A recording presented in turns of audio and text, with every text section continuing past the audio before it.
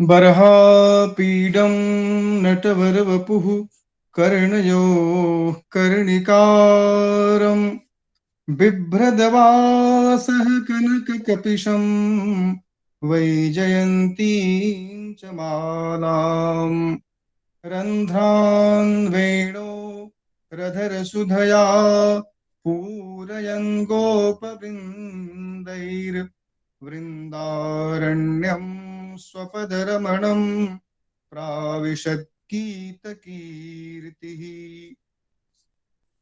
सर्वप्रथम प्रभु प्रणाम। हरे कृष्णा। आप सभी को प्रणाम। प्रणाम। भगवान श्री राधा मुकुंद जी के चरणारविंद में सादर प्रणाम करते हुए हम आचार्य श्री जयकांत महाप्रभु जी के श्री चरणों में प्रणाम करते हैं। इसके साथ परम पूज्य हरे कृष्ण आचार्य जी एवं सेनापति महाप्रभु जी के चरणों में प्रणाम करते हुए सभी इस प्रकल्प में उपस्थित सभी श्रोताओं को, सभी वैष्णव जनों के चरणों में सादर प्रणाम करते हैं।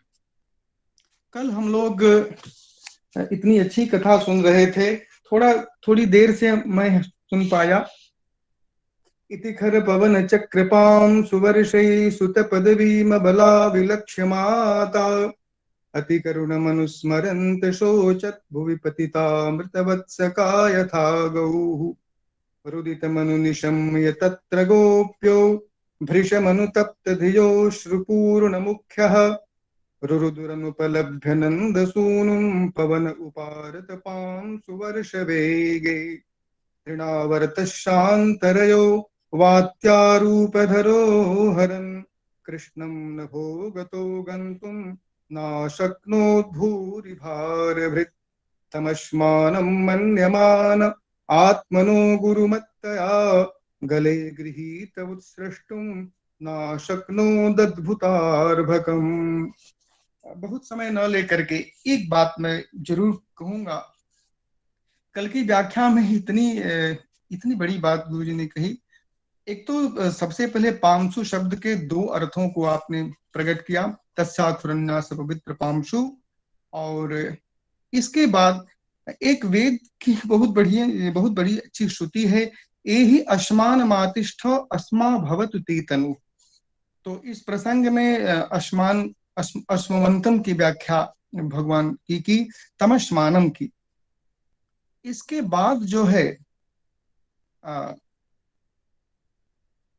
भगवान एक लाइन में कहूंगा, तमस्मानम मन्यमानो आत्मनो गुरुमत्तया गले गृहीत उत्सृष्टुम नाशक्नो दद्भुतार्भकम।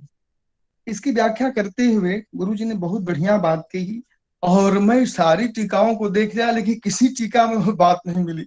स्वतंत्र रूप से उन्होंने इतनी बढ़िया बात कही कि जो है एक भगवान के 5 स्वरूपों का वर्णन किया, पर, व्यूह, विभव, अर्चावतार, अंतर्यामी, और अर्चावतार को उन्होंने बहुत श्रेष्ठ माना। इसी क्रम में प्रतिमा शब्द की व्याख्या, न तस्य प्रतिमा अस्ति यस्य नाम महद्यशः, इसकी व्याख्या बहुत ही सुंदर तरीके से की।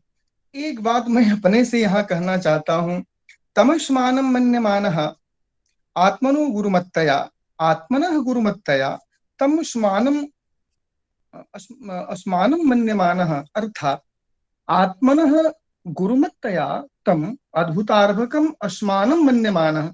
यह अस्मानं मन्यमानः का अर्थ जो है नीलमणि पर्वतम, ऐसा अर्थ मैंने टीका में देखा।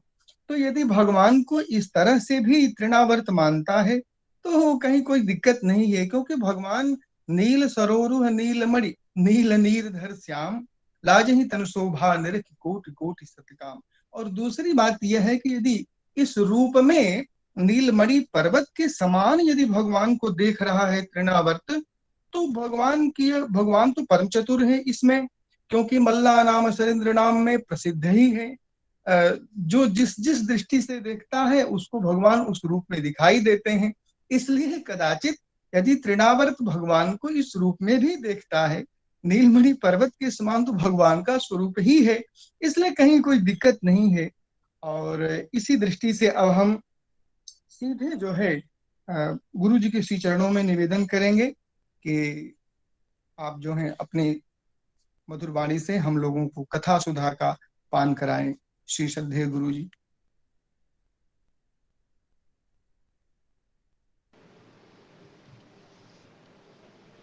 निस्सीम करुणापूर्णा वात्सल्यैकमहोदधिः कान्ता श्रीराघवेन्द्रस्य सर्वदा पातु जानकी। वन्दामहे महेशान चण्डकोदण्डखण्डनम् जानकी हृदयानन्दचन्दनं रघुनन्दनम्। कृष्णाय वासुदेवाय हरये परमात्मने प्रणतक्लेशनाशाय गोविन्दाय नमो नमः। यो ब्रह्म रुद्रशुकनारदभीष्मरुख्यैः आलक्षितो न सहसा पुरुषस्य तस्य सद्यो वशीकरणचूर्णं तं राधिकाचरणरेणुमनुस्मरामि। माधवं पद्मयोनिं च नारदं वादरायणं शुकं सूतं च गोकर्णं मद्गुरुं च नमाम्यहम्। सीतानाथसमारम्भां रामानन्दार्य मध्यमाम् अस्मदाचार्यपर्यन्तां वन्दे गुरु परम्पराम्। वाञ्छाकल्पतरुभ्यश्च कृपा सिन्धुभ्य एव च पतितानां पावनेभ्यो वैष्णवेभ्यो नमो नमः। श्री भगवान की अपार करुणा एवं हम सब लोगों के असंख्य पूर्व जन्मों में समुपार्जित पुण्यों के प्राबल्य से यह पवित्र क्षण हम लोगों को प्राप्त है। इस क्षण को हम सार्थक कर सकते हैं भगवान के मंगलमय गुणों के अनुसंधान से, चिंतन से, गान से। और भगवान की अनुकूलता देखिए, वह अवसर भगवान ने हमें दिया है। आप सब सुधी जन, स्निग्ध जन, विप्रजन, वैष्णव जन, संत जन और मेरे अभिभावक जन सब की कृपा से यह उनके अनुकूल्य से यह क्षण है। और इधर उधर की बातें न कह के वही मंगलमय श्लोक जो श्री भगवान वादरायण के मुख कमल से प्रकट है, तमस्मानं मन्यमानः आत्मनो गुरुमत्तया गले गृहीत उत्सृष्टुम नाशक्नोत अद्भुतार्भकम। अभी आचार्य चरण श्री रामानुज उपाध्याय जी ने जिस मंत्र का प्रयोग किया, अश्मा भवतु ते तनु इत्यादि, ये मंत्र श्री भगवान के श्री विग्रह में समावेश का सबसे बड़ा प्रमाण है। भगवान विग्रह में प्रवेश करते हैं जिन मंत्रों से, उन मंत्रों का उच्चारण आचार्य चरण ने किया। आपसे कोई पूछे कि विग्रह पूजा में शास्त्रीय प्रमाण क्या है, तो अभी उन्हीं प्रमाणों का उद्धरण आचार्य श्री रामानुज जी ने हमारे सामने रखा। और इधर उधर का प्रमाण नहीं है, किसी पुराण का और किसी स्मृति का और अन्य किसी आचार्य के वचन का नहीं, ये सुप्रीम कोर्ट का प्रमाण है। भगवान वेद स्वयं कह रहे हैं, तो सारे वेदानुकूल होने से ही सारे पुराण स्मृति आदि प्रमाण होते हैं। ऐसे भगवान वेद भगवान के श्री विग्रह की उपासना के लिए जब विप्रजन भगवान के श्री विग्रह में भगवान के तेज का आधान करते हैं तो इसी मंत्र का प्रयोग करते हैं कि हे भगवान आप इस वे विराजिए और आपका श्री विग्रह अश्वत्थ हो जाए। तो बहुत अच्छा, तो इस श्लोक का थोड़ा सा आस्वादन करते हैं विविध टीकाओं के आलोक में, लेकिन इसके लिए गुरुजनों की अनुज्ञा बहुत आवश्यक है, आशीर्वाद बहुत आवश्यक है। तो यह जो श्लोक है, तमस्मानम मन्यमान आत्मनो गुरुमत्तया, अब इस श्लोक का थोड़ा अन्वय देख लें। आत्मनः इन्हें अपना, स्वस्य गुरुमत्तया गुरुमान होने के कारण, देखिए गुरु है जिसके पास, वजनदार वस्तु जिसके पास है उसको हम गुरुमान कहते हैं। और गुरुमतो भावः गुरुमत्ता तया गुरुमत्तया, देखिए नैयायिकों के यहाँ एक अलग लीला है शब्दों की, और ये दीक्षित जी ने भी इसका समर्थन किया। लेकिन भाष्यकार ने कहा कि कृतक्तित समास ही संबंधा विधानम भाव प्रत्ययन, भाव प्रत्यय से कृतद्धित समास आदि के द्वारा जब बाद में भाव प्रत्यय आता है तो उससे संबंध का कथन होता है।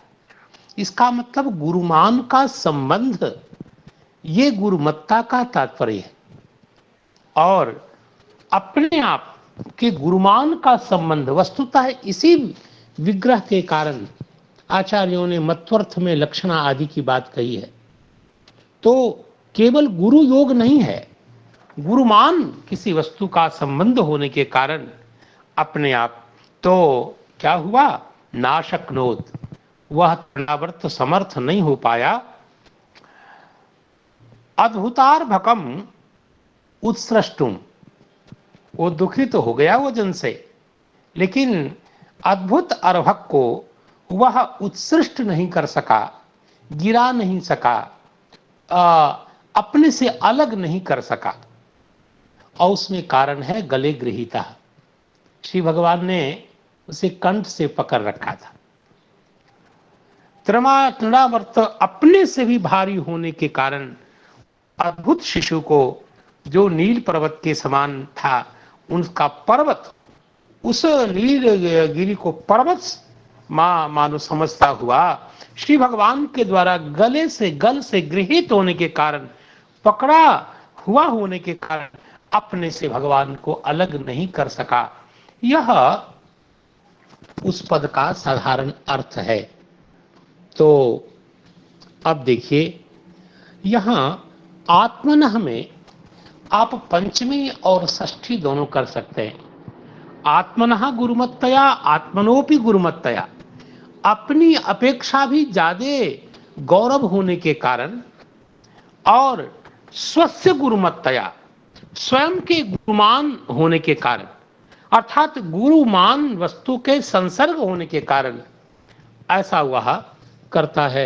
ऐसा सोचने लगा कि यह कोई अश्मा है। तो आप देखेंगे कि गुरुमत्तया का अर्थ किया है आचार्यों ने, श्रीधर स्वामी जी ने अर्थ किया अति गौरवेन। इसी प्रकार अन्वितार्थ प्रकाशिकाकार ने भी और बाल प्रबोधनीकार ने भी, लेकिन पंचमी पक्ष वाले भी कुछ आचार्य हैं, जैसे वृहद वैष्णवी, वैष्णव तोषणीकार और श्री विश्वनाथ चक्रवर्ती पाद, यहाँ आत्मनः और स्वापेक्षा गुरुमत्तया अर्थात स्वस्य गुरुमत्तया, ये दोनों प्रकार का विवेचन किया है। अब इस श्लोक को यदि अन्वय वैचित्र से विचार करें तो ऐसा लगेगा इस राक्षस में अनेक दुर्गुण विद्यमान है। पहला तो यह है मत्सर। मत्सर का मतलब ये हुआ अन्य के उत्कर्ष को न सह पाना, और आत्मापेक्षया स्वापेक्षया भी गुरुमत्तया ऐसा समझ लिया है, मुझसे अधिक गौरव किसका हो सकता है, और किसी के अद्भुत को वह नहीं सह पा रहा है और उसे उखाड़ कर फेंक देना चाहता है, अपने से पृथक कर देना चाहता है। इस प्रकार मेरी अपेक्षा और कोई गुरुमान कैसे हो सकता है, यह एक मत्सर, एक जलन इस विग्रह से, इस अन्वय से प्रकाशित हो रहा है।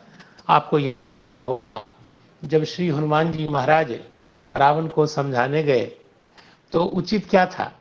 जब हनुमान जी महाराज मंगल में हितोपदेश कर रहे थे तो रावण चुपचाप सुनता, और प्रकारांतरे ने विचार करें तो श्री हनुमान जी साक्षात रुद्र ही तो है और रावण के आराध्य देव हैं, तो ऐसे भी उचित था कि अपने इष्ट देव जब प्रवचन कर रहे हो तो सुनना ही चाहिए।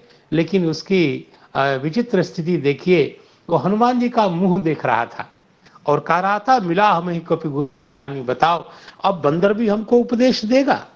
इस प्रकार ये कौन है जो मुझसे मेरी अपेक्षा गुरुमान सिद्ध हो रहा है? इस प्रकार उसका मात्सर्य प्रकाशित हुआ है। और यहां देखिए, नाशक्नोद अद्भुतार्भकम, जो बालक में एक बाल भाव होता है और उस बाल भाव संपन्न बालक में, अद्भुत बालक में अश्मता की प्रतीति, जड़ता की प्रतीति, अज्ञान उसे मान लेना, यह अद्भुतत्व को, अद्भुत को पत्थर समझ लेना और उस पत्थर समझ उसको नकारना, यह भी एक असूया है जो बाल भाव बड़े बड़े ज्ञानियों के द्वारा अभिलष्यमान है। बाले तिष्ठा सेत इत्यादि श्रुति कहती है। तो बाल भाव जो सामशाही सरल होने के कारण आदरणीय है, तो ऐसे भी दोष का दर्शन, जड़ता का दर्शन, अज्ञान का दर्शन, यह एक असूया है जो प्रशंसनीय है, उसमें दोष का दर्शन करना। और इसी प्रकार गले गृहीतमपि उत्सृष्टुम ऐच्छत, तो गले से चिपका हो उसको आप फेंकना चाहते हैं, अलग करना चाहते हैं, यह आश्रित का परित्याग एक तरह से है। और इसलिए इस प्रकार निर्दयत्व और क्रौर्य प्रकाशित हुआ है। आत्मनो गुरुमत्तया तम अश्मानम मन्यमानः, इसका मतलब है कि अपने आप और पूर्ण समझ करके किसी को पत्थर समझ रहा है, यह उसके अभिमान को प्रकाशित करता है। इस प्रकार हम यदि विचार करेंगे तो अन्वय विच्छित्ति के कारण अनेक अनेक दुर्गुण उस तृणावर्त के प्रकाशित हो रहे हैं।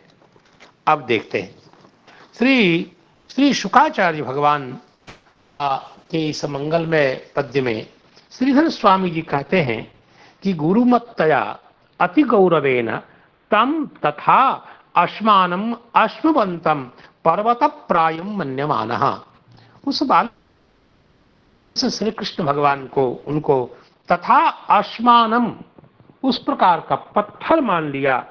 और अश्मानम की व्याख्या इन्होंने की अश्मवंतम, यह अश्मा ही नहीं है, अश्मवान है, पर्वत से विशिष्ट है, और इसलिए अर्थ किया गया पर्वत प्रायम।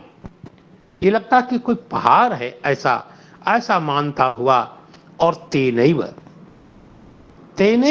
उसी बालक के द्वारा जिसको ये पर्वत खंड पर्वत मान रहा है, पर्वत प्राय समझ रहा है, उसी के द्वारा आत्मन बले गृहीतः, उसी के कंठ को जिसने पकड़ लिया है और का अर्थ धृता, धर लिया गया, तम त्यक्तुम इच्छन्नपि, को छोड़ना, पटकना, ऐसी इच्छा रहने पर भी ना शक्नोत, वह समर्थ नहीं हुआ। ये श्रीधर स्वामी जी बताते हैं।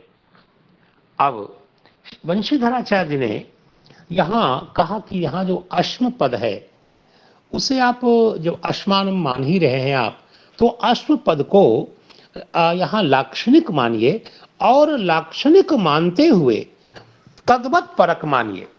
यानी अश्मा से विशिष्ट, जैसे ज्ञान पद ज्ञानवत पर होता है, ज्ञानी का बोधक होता है, वैसे अश्म पद, अश्म शब्द यहाँ लक्षणावृत्ति से वह जिसमें है, इस अर्थ में तत्वर्थ लक्षणा करके आप कह सकते हैं। और इसी श्रीधर स्वामी जी महाराज ने अश्मवंतम ऐसा अर्थ किया। तो वंशीधराचार्य ने तो श्री विश्वनाथ चक्रवर्ती पाद की व्याख्या का भी स्मरण किया है, और उन्होंने 3 बातें अलग अलग बताई हैं। तम अर्थात आत्मनः गुरुवत्तया स्वस्य, तम नाम श्री कृष्णम, न यति गुरुमद गृहीतः अजगर ग्रस्त मंडूकवत आत्मानं मोक्तुम प्रहोवति। इसका तात्पर्य वंशीधराचार्य जी कहते हैं, उदाहरण मुखेन दृष्टांत मुखेन समझाते हैं कि कोई अत्यंत गुरुमत बहुत वजनदार के द्वारा गृहीत हो, तो जैसे अजगर ग्रस्त कोई मंडूक हो, अजगर के द्वारा कोई मेढक ग्रस लिया गया हो, ठीक उसी के समान वह अपने आप को मुक्त नहीं कर सका। जैसे अजगर ग्रस्त मंडूक अपने आप को नहीं बचा पाता है, वैसे वह भगवान को तो नहीं कर पाया। ये अर्थ विशेष यहाँ प्रकाशित हुआ। आगे श्री विश्वनाथ चक्रवर्ती पाद महाराज यहाँ अपनी लेखनी व्यापार करते हुए कहते हैं कि ततश्च, वो कहते हैं कि निष्पन्न स्वीय नभो विहाराभिलाषा, ये श्री भगवान का विशेषण है। अर्थात संपादित कर लिया, अर्थात संपन्न हो गया है जिनकी नभो विहार की अभिलाषा। अब भगवान के गगन विहार की लीला और उसकी जो अभिलाषा मन में थी कि गगन में विहार किया जाए, वो अभिलाषा भगवान की अब पूरी हो चुकी है, निष्पन्न संपन्न हो चुकी है। ऐसे जो श्री भगवान, ऐसे भगवान जिनकी अपनी नभो विहार गगन विहार की जो अभिलाषा संपन्न हो चुकी है और निष्पादित संपादित कर दिया है। क्या किया है? तो केवल अपनी अभिलाषा पूरी की ऐसी बात नहीं है। अरे स्वर्गपुर अर्थात स्वर्ग में जो पुरंधरियां हैं, वहां की जो सुंदर सुंदर देवांगनाएं हैं, अब उनके मन में आया कि मैं भगवान का दर्शन करती। देवांगनाओं को लगा कि सुना है मैंने श्री भगवान का अवतार हुआ है, भगवान नंद नंदन निरावरण चरण इस लीला विभूति में विहार कर रहे हैं, तो क्यों हम लोग उनके दर्शन से वंचित रहें। तो जब देवांगनाओं के हृदय में भगवान के मंगल में दर्शन की भावना प्रकट हुई, तो उन देवताओं देवांगनाओं की देव ललनाओं की भी दर्शन की इच्छा अभिलाषा जिन्होंने पूरी कर दी, ऐसे श्री भगवान। देखिए, ये दो नाम, दो ऐसे विशेषण श्री भगवान के लिए हैं जो बहुत ही सुंदर सुंदर शब्द विन्यास का बोध होता है। निष्पन्न ही नहीं, निष्पादित स्वर्ग पुर पुरंधरी कर्त दर्शन, अर्थात पुरंधरियां हैं कर्ता जिसमें, यानी कर्त्री जिसमें, ऐसा स्वकर्मक दर्शन, अर्थात पुरंधरी है कर्त्री और श्री भगवान है कर्म, जिस तादृश दर्शन की अभिलाषा जो देवांगनाओं की थी, उस अभिलाषा को श्री भगवान ने निष्पादित किया, यानी परिपूर्ण कर दिया, उस अभिलाष को परिपूर्ण कर दिया। ऐसे जो भगवान कृष्ण हैं, ऐसे जो भगवान बाल कृष्ण हैं, तम हम तुम प्रवृत्ते प्रवृत्ते, अब भगवान प्रवृत्त हो रहे हैं किसको? उस दुष्ट को मारने के लिए। और इसी संगति के साथ श्री विश्वनाथ चक्रवर्ती पाद ने इस मंगलमय श्लोक का अनुसंधान किया। तमस्मानम मन्यमानः आत्मनो गुरुमत्तया निगृहीत उत्सृष्टुम नाशक्नोद अद्भुतार्भकम। और श्री विश्वनाथ चक्रवर्ती पाद कहते हैं, आत्मनः सकाशादपि, अपने पास से, अपनी अपेक्षा भी, अति गौरवेन, अत्यंत गौरव के कारण, तम अश्मंतम, उस अश्मंतम का तात्पर्य हुआ अश्मवंतम, अर्थात पर्वत विशिष्ट का पर्वतम, अश्मवंतम का अर्थ किया पर्वतम मन्यमानः, पर्वत मानता हुआ, उत्सृष्टुम, उस जो लीलार्भक है, वह जो अद्भुत अर्वक है, उनको उत्सृष्टुम यानी सारितुम, अपने से अलग करना, नाशकत, वह तृणार्थ संभव नहीं हो सका। उसमें हेतु बताते हैं, तत्र हेतु, क्यों नहीं, गले गृहीता, गले से भगवान ने उसको धर रखा था, पकड़ रखा था। तेनैव बाल लीलया स्वपतन भयादिति भाव, भगवान को तो कोई भय हो नहीं सकता। अरे जो भगवान देता है वह जब निर्भय हो जाता है तो भगवान में भय का तो प्रसंग ही नहीं है। फिर भी बाल लीला करके भगवान भय का नाटक तो कर ही सकते हैं। तो इसलिए श्री विश्वनाथ चक्रवर्ती पाद कहते हैं कि श्री भगवान ही बाल लीला करते हुए और अपने के स्वयं गिरने की के भय से, जैसे कोई बच्चा जब गिरने का डर अनुभव करता है तो लपक के मां के कंठ से लिपटा रहता है, ठीक वैसे उसके कंठ से धृत थे, पकड़े हुए थे भगवान। अश्मंतम, देखिए यहां थोड़ी व्याकरण विषयक चर्चा श्री चक्रवर्ती पाद ने की है। कहा अश्मंतम इति, यह जो अश्मंतम पाठ है जो इनके मत में युवोर नाकौ इति वत व लोपश्छांदसा। अब ये थोड़ा समझने वाली बात है। एक सूत्र है युवोर नाकौ, इनका कहना है कि अश्मवंतम में वकार कहां गया। जब अश्मंतम प्रयोग है और होना चाहिए इसको अश्मवंतम, तो गया कहां? और मतुब के मकार को जो हमने वकार किया था वो वकार कहां गया? तो उसका कारण बता रहे हैं कि व लोपहा छांदसा, जैसे छंद में छांदस प्रयोगों में वकार आदि का लोप देखा जाता है, ठीक वैसे यहां भी वकार का लोप हो गया। कहा कि कोई उदाहरण दे दीजिए, तो इस उदाहरण मुखे प्रतिपाद व लोप की छांदसता बता रहे हैं। युवोर नाको, ये सूत्र है। जो व्याकरण जानने वाले जानते हैं, यू को अन और वु को अक करने वाला ये सूत्र है।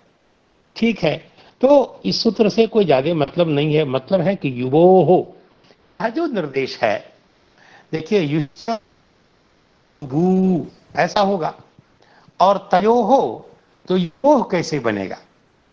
जब वु के उकार को और आगे ओस के पर में रहने पर जब यण होगा, एक तो वह है वो बेचारा रहेगा, और दूसरा जो उकार को यण होगा तो वह उकार भी तो यण होकर के वह होगा।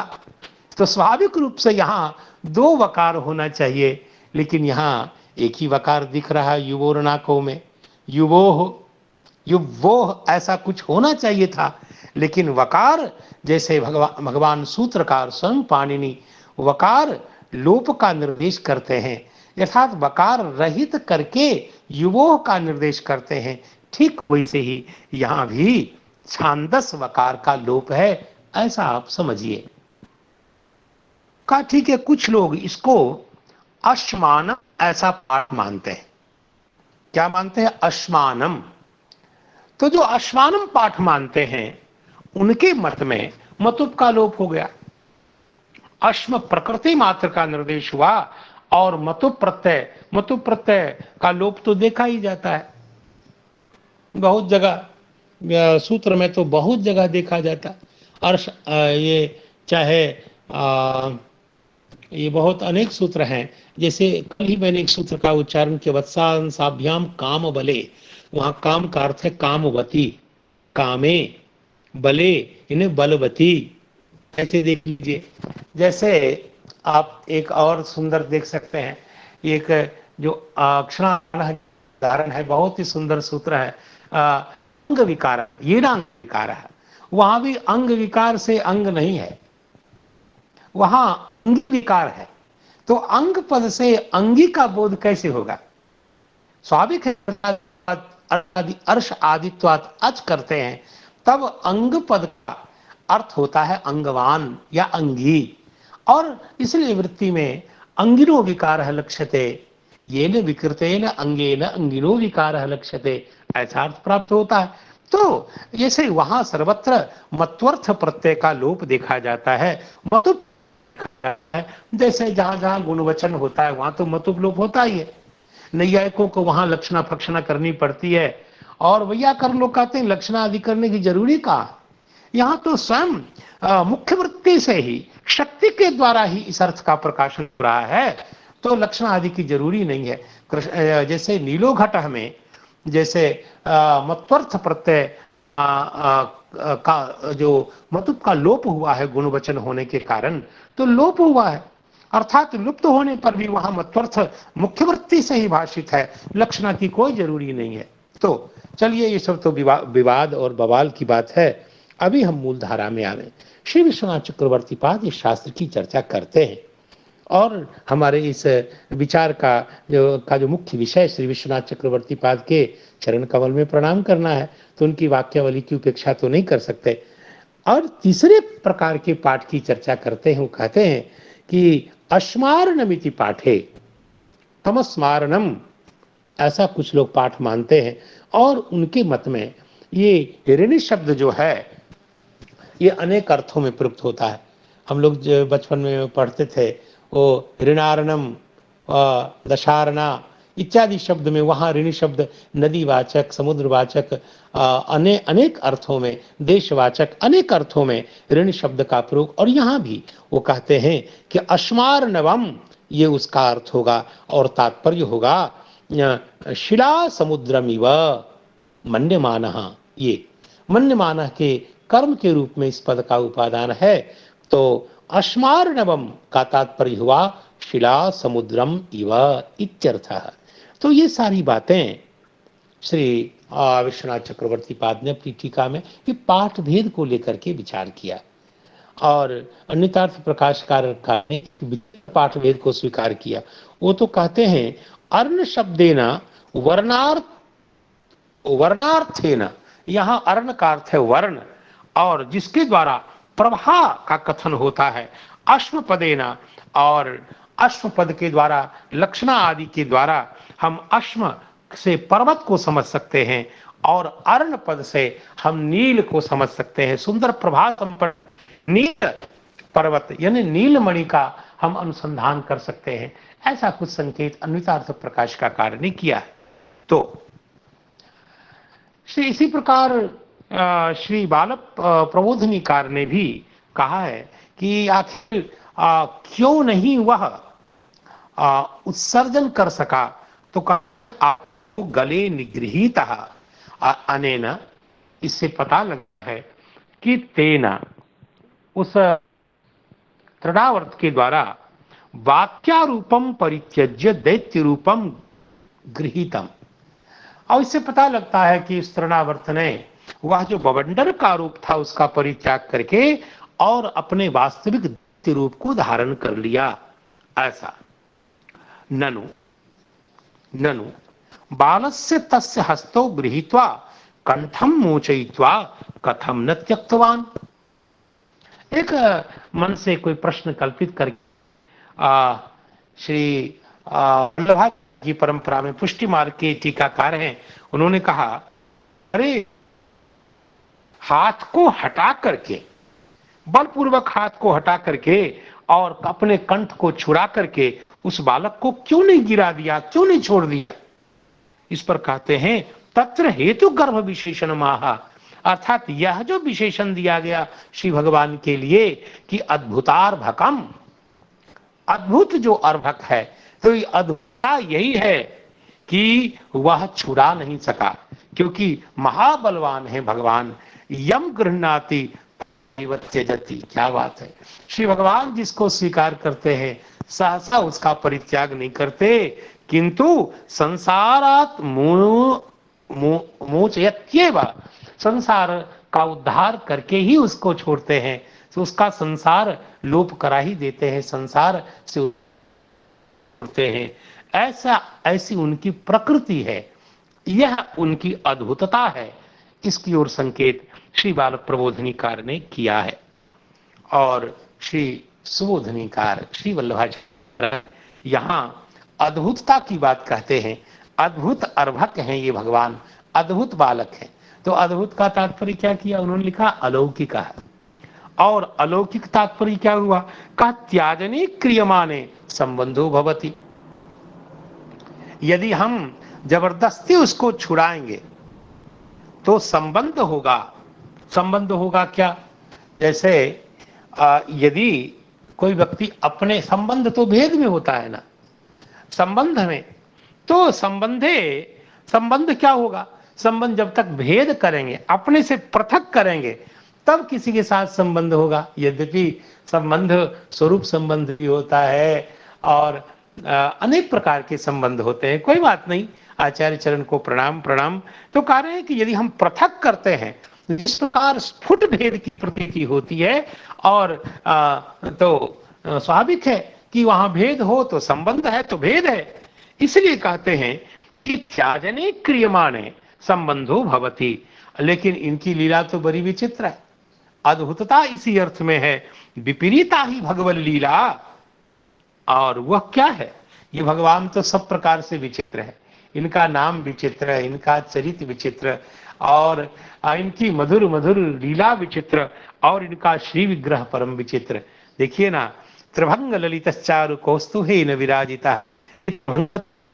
भगवान में अत्यंत अत्यंत जो विचित्रता का, अद्भुतता का आधान कर रहा है, अत्यंत माधुर्य का संधान कर रहा है। देखिए, स्वयं वो कहते हैं, प्राप्तव्य इत्युक्ते न प्राप्नोति। जो व्यक्ति चाहता है भगवान मुझको मिल जाए, तो ये ऐसे नखरेबाज हैं कि वो मिलते नहीं है, उसको और तरसाते हैं।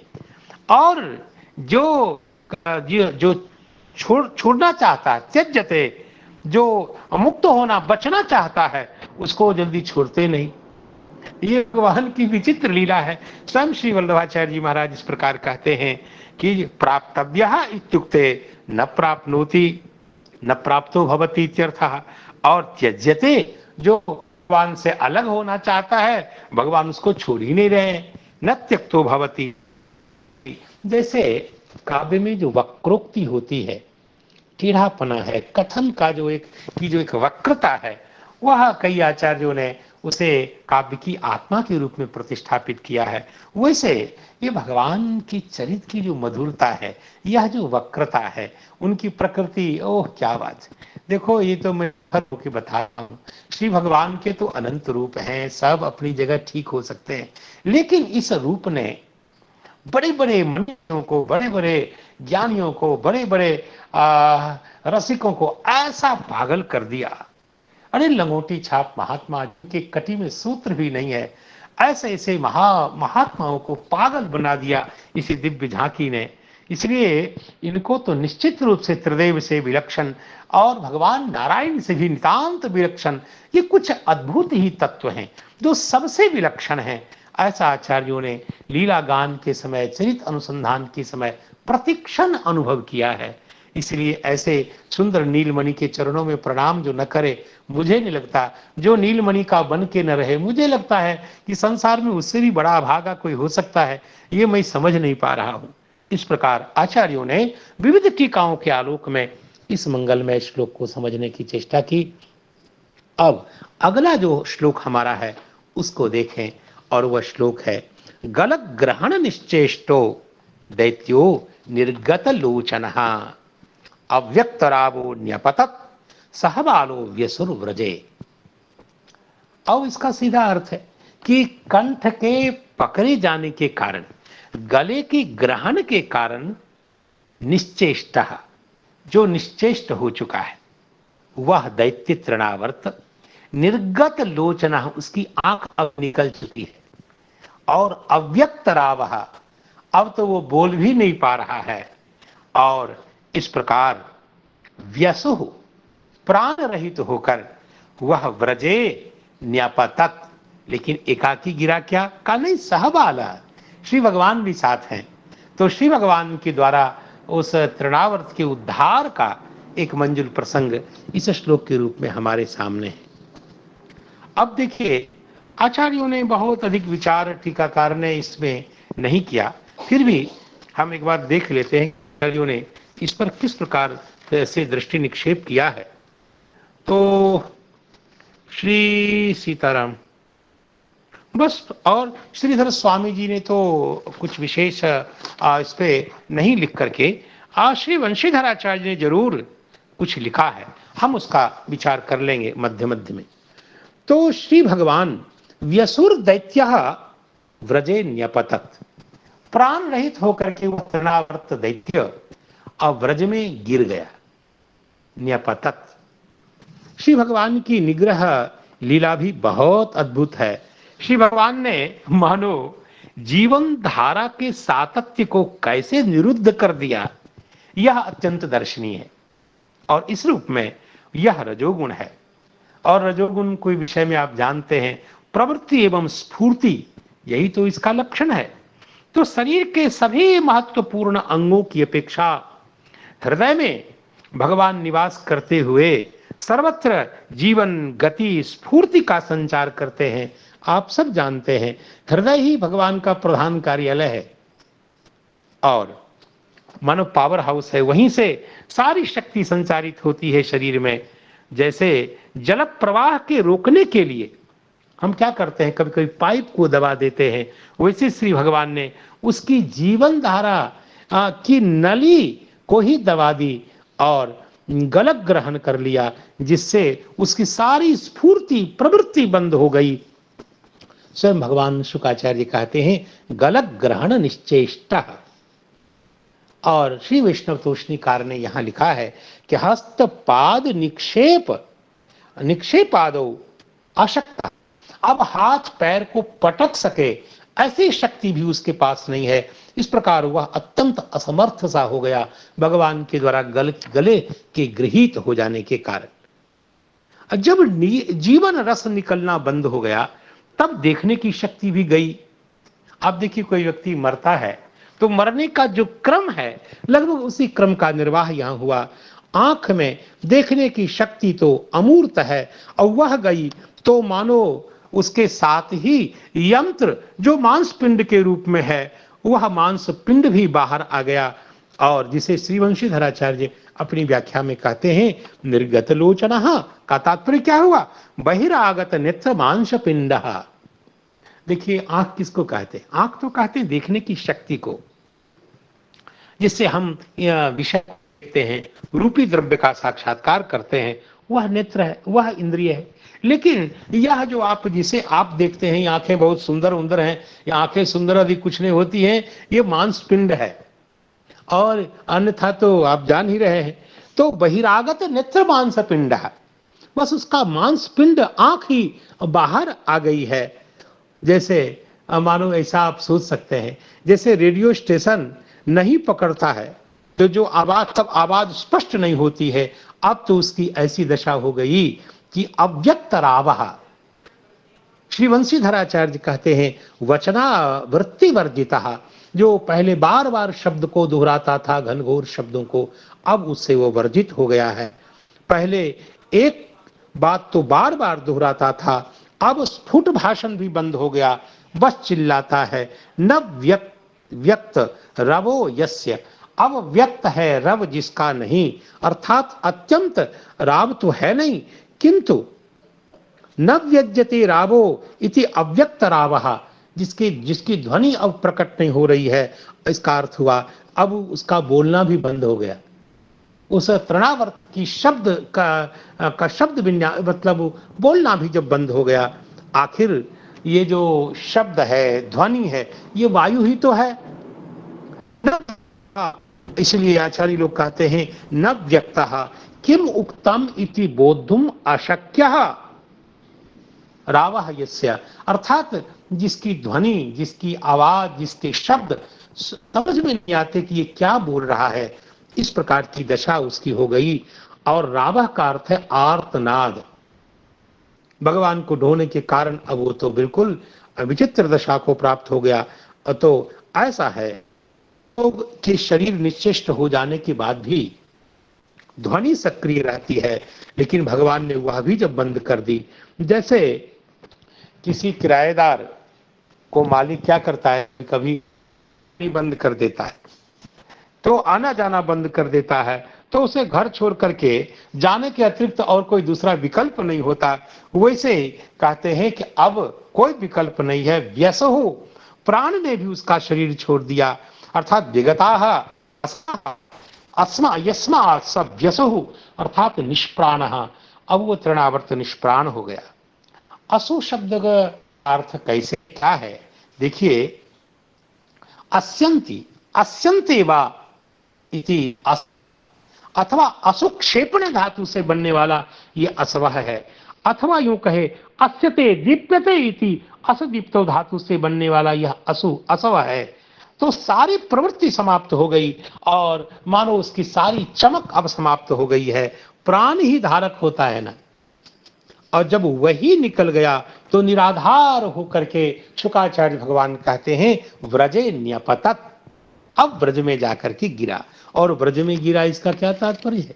इसका तात्पर्य यह हुआ कि व्रज मध्य में, अर्थात अंतिम में भगवान की करुणा देखिए, उसे व्रज रज की प्राप्ति भगवान ने करा ही दी। व्रजे न्यपतत, इन्हें व्रज रज की प्राप्ति हो गई। और न्यपतत का तात्पर्य हुआ नितराम पृष्ठतः सर्वांग पता। ये ऋणामूल का चमत्कार देखिए, सर्वांग पातम, ये ऋणामूल है।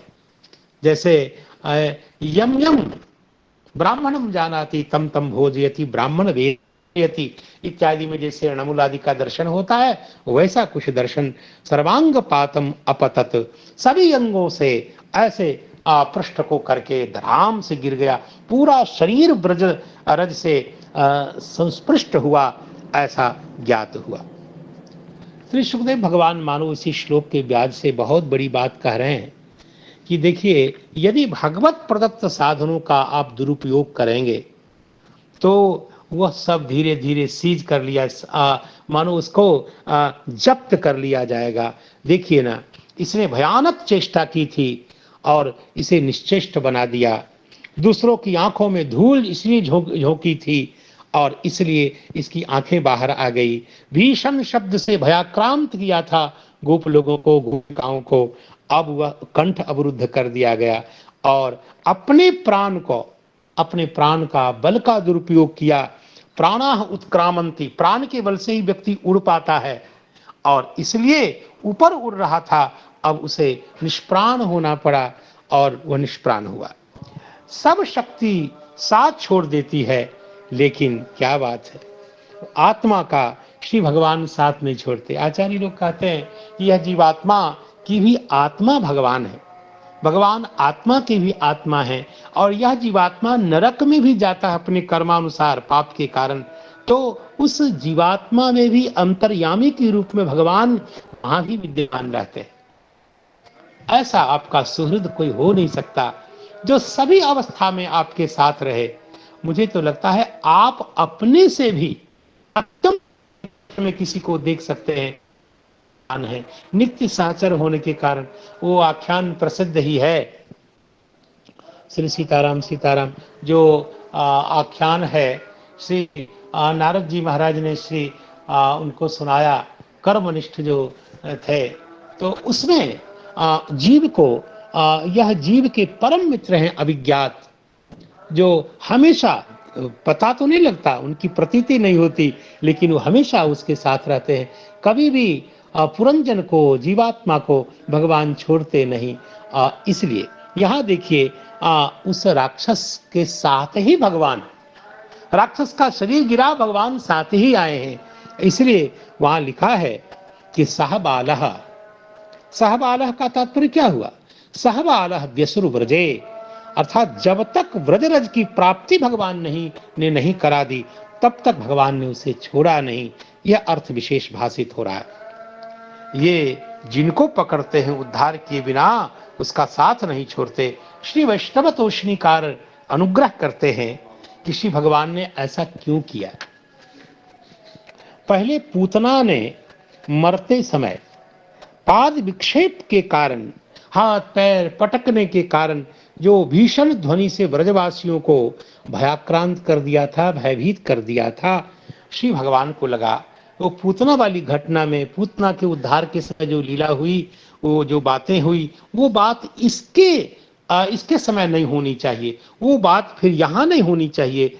और इसलिए भगवान ने आश्रितों को निर्भय करने के लिए, तो इसके कारण मेरे आश्रितों को किंचित भी भय नहीं होना चाहिए। अतः इस बार भगवान ने पहले उसके कंठ को ही दबा दिया, और दबाकर, और वह भी आकाश में, नीचे नहीं, पहले कंठ को दबा दिया ताकि कोई हल्ला न कर सके, और ऊपर ही ताकि ये भीषण जो उसकी ओर से चेष्टा होगी उससे कहीं लोग इसके आकार प्रकार से कोई डर न जाए, इसलिए आकाश में ही जय जय सीताराम कर दिया श्री भगवान ने।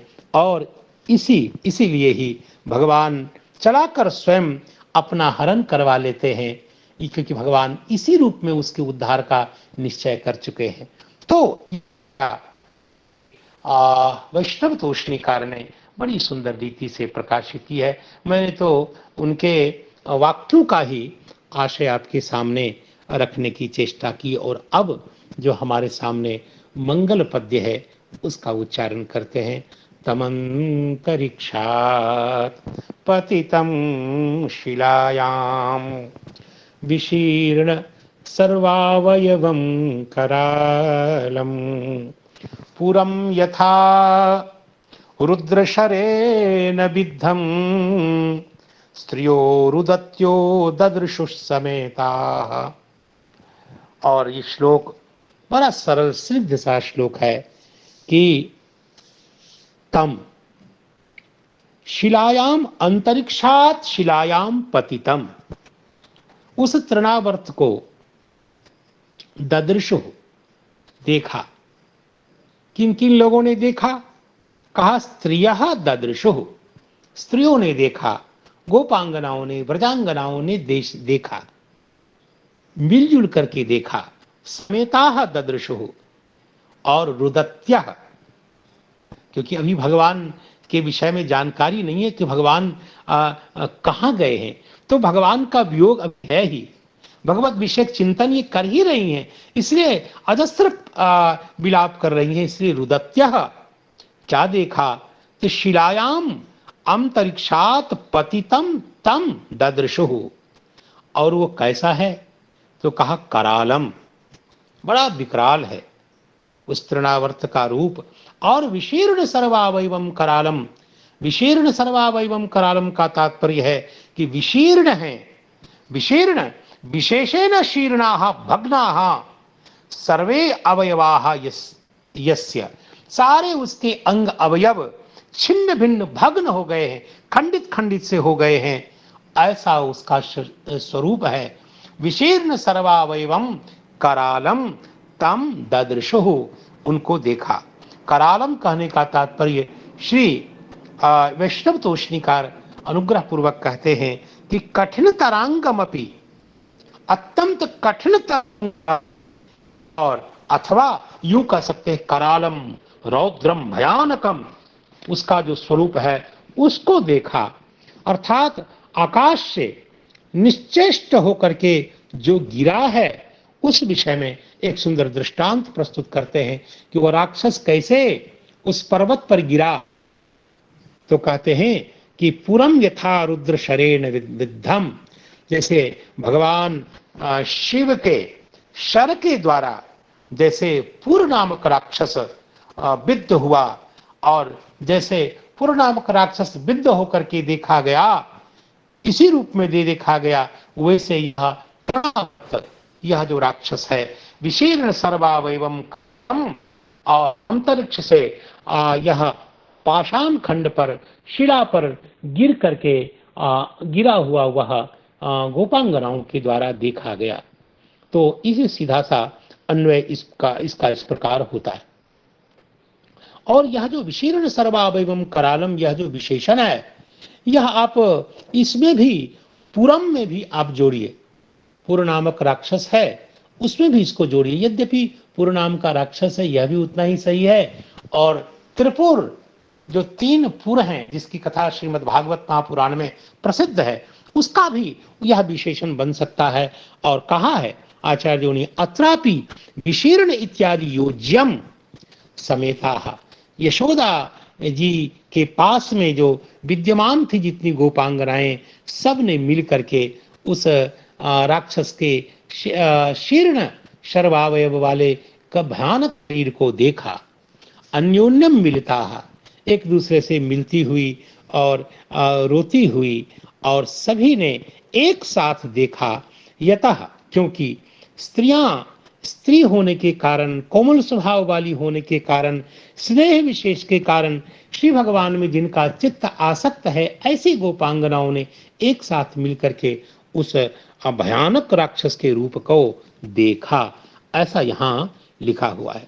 और अतएव तासाम शोकाधिक्येन, देखिए गोपांगनाओं में शोक अधिक है, और शीघ्र तत् अपरोधनार्थम, अर्थात शीघ्र ही उस शोक के विनाश के लिए, दूरीकरण के लिए, तासामेव अंतिके निपातनात्, भगवान को लगा कि ये मेरे वियोग में ये ज्यादा दुखी हैं, इसलिए भगवान ने उन गोपांगनाओं के पास ही पर्वत पे, शिला पे उसको गिराया, और ताभिस तद्दर्शनम, और इसलिए सबसे पहले गोपांगनाओं ने ही उस तृणावर्त के शरीर को देखा।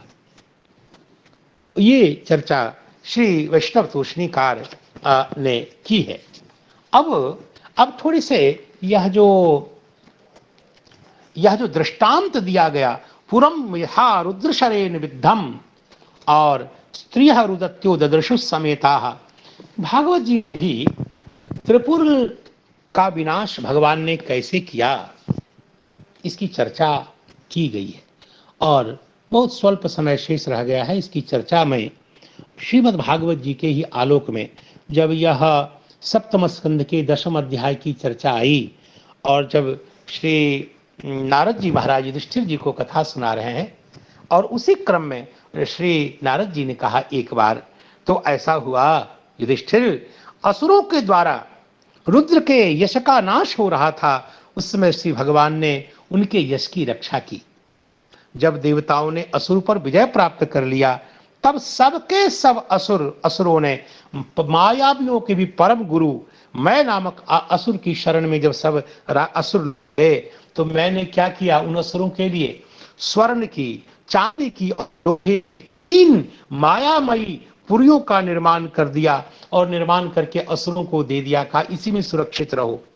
और असुरों को जब तक रहने की जगह न मिली तब तक वे काम नहीं कर सके। इससे बहुत बड़ी प्रेरणा मिल रही है कि ये सारे असुर तब तक काम नहीं करेंगे जब तक आप आदर से इसको अपने घर में नहीं रखेंगे, अपने शरीर में, बुद्धि में नहीं, और अगर आप इसको जगह ही नहीं देंगे तो ये सारे दुर्गुण आपका क्या बिगाड़ेंगे। अब उन असुरों ने उन पुरियों में छिप करके देवताओं का नाश करना आरंभ किया। देव लोग दुखी होकर के भगवान शिव की शरण में जब गए, तो भगवान शिव ने उनको आश्वासन दिया, मा भैष्ट, आप लोग डरिए नहीं। वे त्रिपुर असुर की पुरी पर अपने बाणों से प्रहार करने लग गए, परंतु पुरी की चमक बहुत होने के कारण वह पुरी तो नष्ट नहीं हो पाई, लेकिन भगवान शंकर ने बाणों से दैत्यों का विनाश किया। और इधर क्या हुआ, दैत्य जो मरते जाते, और शुक्राचार्य जी महाराज क्या करते, उन मरे हुए दैत्यों को अमृत कुंड में डुबा डुबा करके, रसकूप में डाल डाल करके, तरोताजा करके फिर तैयार कर देते, फिर वज्र के समान दृढ़ांग बना देते। और अंतिम में भगवान शंकर की असुरों पर कुछ भी जब नहीं चला, तब भगवान नारायण ने उनके लिए उपाय किया। श्रीमद् भागवत जी में बहुत मंजुल श्लोक आया है, अनेक सा आया हुआ है।